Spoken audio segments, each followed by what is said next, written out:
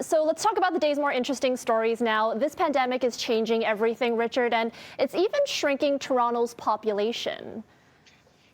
Ever since they kept records on this, Stats Canada, Erica, Toronto's population has grown year after year, right? A lot of people move here and a lot of students come and all this, and it's been a city on the grow for pretty much ever.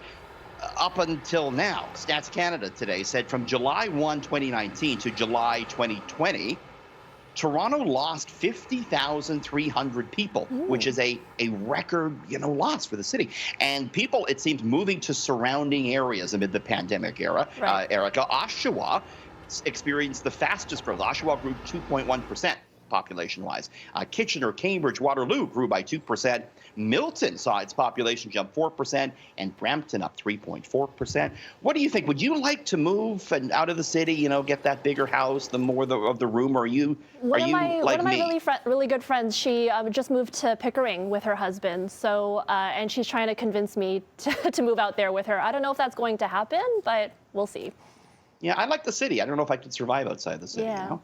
All right, we've seen a number of governments legalizing marijuana in recent months and years, and that's provided a big boost for one particular industry, Richard. Munchies, the snack industry, and I guess we kind of knew this, but here's a big study on it, right? So it found that recreational marijuana does indeed lead to increased sales of snack foods, and this is actually the first of its kind study that establishes that direct relationship. It's out of the University of Connecticut.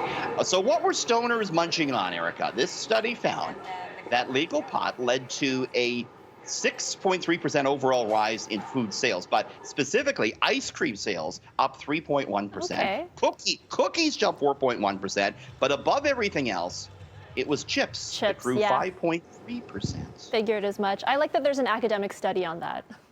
You think they would be studying some more important things, Sure. Well, now we have the science to back it up. Cancer or something, whatever. We'd all love an extra day off here and there, and it appears a shorter work week could have some serious health benefits. Tell me about this.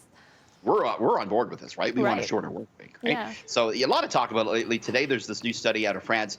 It found that a shorter work week could lead to less smoking and a thinner waistline. Yes, please sign us up for that. So blue collar workers, they saw a 24% reduction in smoking when the work week was shortened by just 4 hours. White collar workers saw their body mass index drop 2.1% on average. And, they also reported that they were happier and all this. So let's get this going, right? Let's you and I campaign for this. Maybe we'll just take tomorrow off. Why not? We'll shorten the week.